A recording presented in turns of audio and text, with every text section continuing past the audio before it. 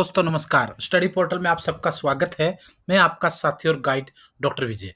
दोस्तों आज हम ईवीएस का, जिसको आप हिंदी में पर्यावरण अध्ययन भी बोलते हैं, ईवीएस का प्रैक्टिस सेट नंबर 1 आज हम डिस्कस करेंगे।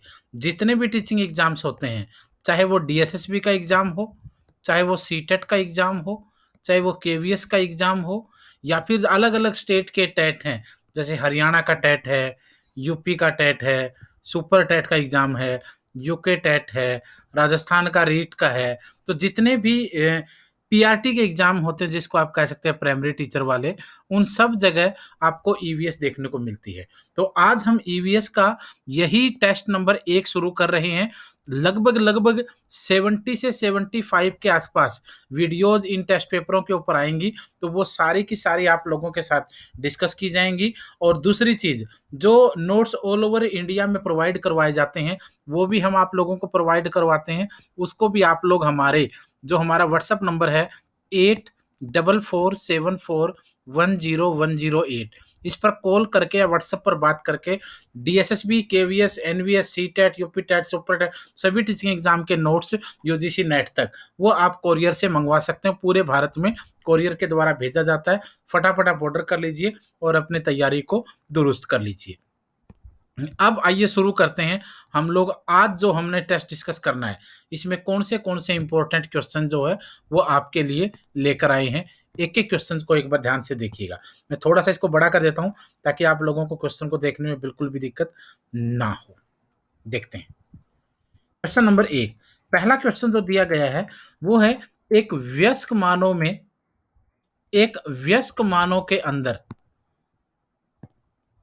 कुल अस्थियों की संख्या कितनी होती है। बहुत बार क्वेश्चन पूछा जा चुका है, पहले से आप लोग जानते हैं। एक वयस्क मानव में कुल अस्थियों की संख्या जो है वो कितनी होती है। आंसर आएगा 206, 206। नेक्स्ट क्वेश्चन है question number 2। Green peas international का मुख्यालय यानी हेड ऑफिस कहां पर स्थित है। ग्रीन पीस इंटरनेशनल का हेड ऑफिस एम्स्टर्डम में उपस्थित है। एम्स्टर्डम में ग्रीनपीस इंटरनेशनल का हेड ऑफिस है। Question number 3। प्रकाश संश्लेषण के चरण के दौरान खालिस्तान का ऑक्सीकरण एवं खालिस्तान का अपचयन होता है।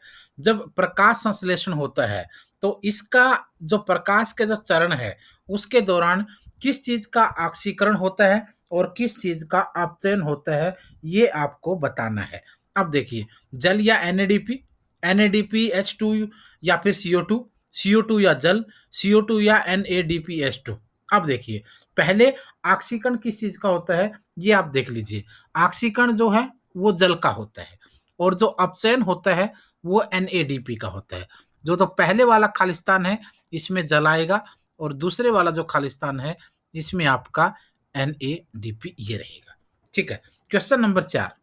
एलजीपी के संदर्भ में क्या सत्य नहीं है। आपको बताना है कि जो एलपीजी जो एलपीजी है उसके बारे में क्या सत्य नहीं है, ये आपको बताना है। नंबर 1, यह एक स्वच्छ ईंधन है।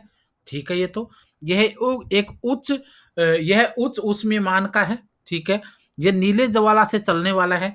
ठीक है। यह मेथेन उत्सर्जन करने वाला है। ये गलत है। अगर ये गलत है तो इसका मतलब आंसर आपका यही हो जाएगा, क्योंकि इसने भी तो यही पूछा है कि सत्य क्या नहीं है। नेक्स्ट क्वेश्चन है आपका 5वां। The origin of species, the origin of species यानी प्रजातियों की जो उत्पत्ति है वो एक रचना है। किसकी? अरस्तु की, चार्ल्स डार्विन की, मेंडल की या फिर रॉबर्ट हुक की। जो ओरिजिन ऑफ स्पीसीज है या प्रजातियों की जो उत्पत्ति है वो रचना जो है वो चार्ल्स डार्विन के द्वारा रची गई थी। चार्ल्स डार्विन की रचना है origin of species. Next question है आपका 6, मकर रेखा। मकर रेखा के बारे में बताना है। 23.5 degree, 23.5 degree north, 23.5 degree south या फिर 23 डिग्री। अब आपका आंसर होना चाहिए, आंसर रहेगा आपका 23.5 डिग्री साउथ। नेक्स्ट क्वेश्चन है 7वां। अंतरराष्ट्रीय न्यायालय, जिसको आप लोग इंटरनेशनल कोर्ट भी कहते हैं, जिसको आप लोग इंटरनेशनल कोर्ट भी कहते हैं, अंतरराष्ट्रीय न्यायालय का हेड ऑफिस कहां पर स्थित है। इसका हेड ऑफिस हेग के अंदर है भाई। और हेग जो है वो कौन से देश की राजधानी है? हेग जो है भाई वो नीदरलैंड की राजधानी है। क्वेश्चन नंबर 8वां, क्वेश्चन आप लोगों को इंपॉर्टेंट लगेंगे और आपको लगेगा कि हाँ, हम इन क्वेश्चनों को अच्छे से तैयार कर रहे हैं।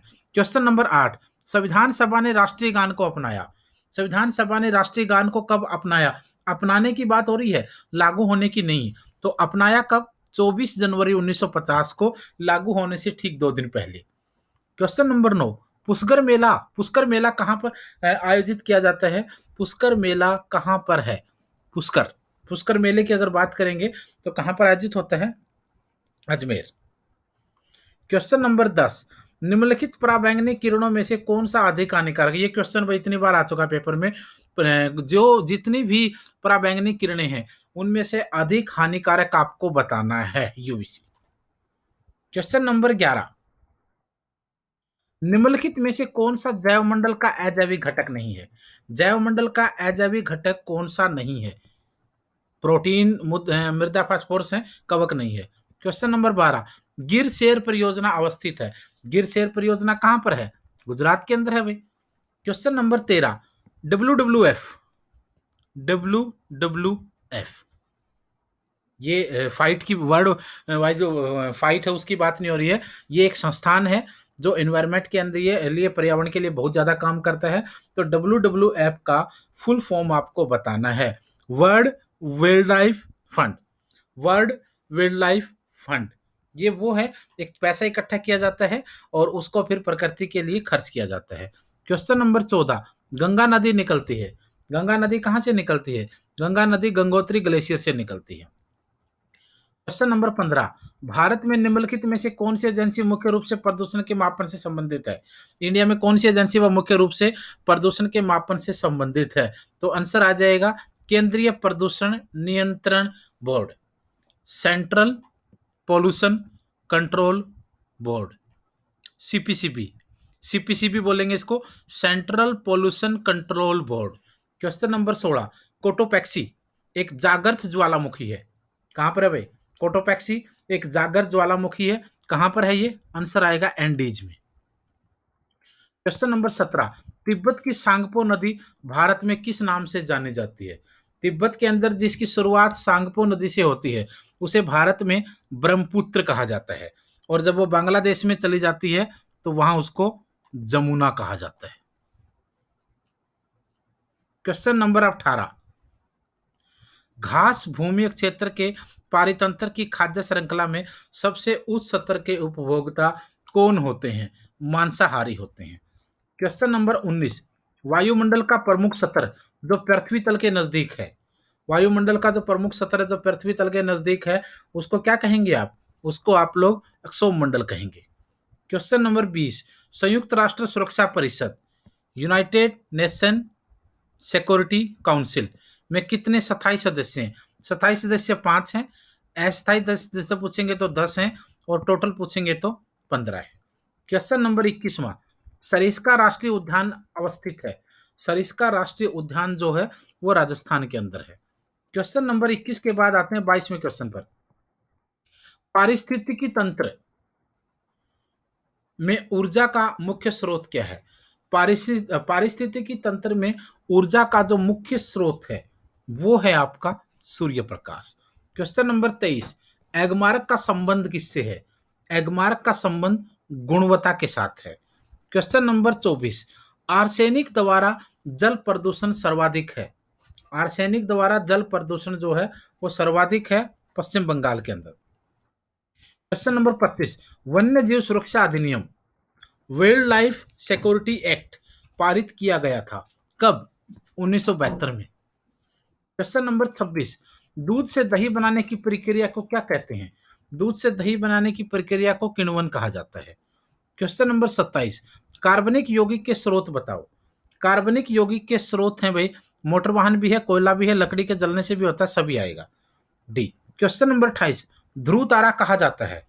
ध्रुव तारा कहा जाता है उत्तरी तारे को भाई।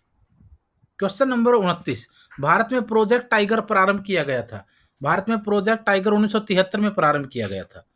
क्वेश्चन नंबर 30, फूलों की घाटी अवस्थित है। फूलों की घाटी कहां पर है? फूलों की घाटी भाई उत्तराखंड के अंदर है, जहाँ पर ब्रह्म कमल देखने को नॉर्मली मिलता है, ऐसा कहा जाता है। तो ये थे टेस्ट नंबर ईवीएस का टेस्ट नंबर 1, जिसके अंदर आप लोगों ने 30 क्वेश्चन देखे हैं। और ऐसे ही टेस्टों की पीडीएफ भी है, वीडियो का डिस्क्रिप्शन में डाउनलोड कर सकते हैं। और ऑल ओवर इंडिया में जो स्टडी मटेरियल जाता है, उसमें आपको कोरियर से भी भेज दिए जाते हैं। 8447410108 इस नंबर पर कॉल या व्हाट्सएप पर बात करके मंगवा सकते हैं। DSSB, KVS, NVS, CTET, UP TET, super TET, Haryana TET, UGC NET, सबके एग्जाम के नोट्स हैं। पेपर 1, पेपर 2, पेपर 1 भी मिलेगा, पेपर 2 भी मिलेगा, दोनों आपको दिए जाएंगे और साथ में टेस्ट पेपर भी होंगे। तो अच्छे से तैयारी कीजिए और मेहनत करेंगे तो सिलेक्शन आपका हो ही जाना है।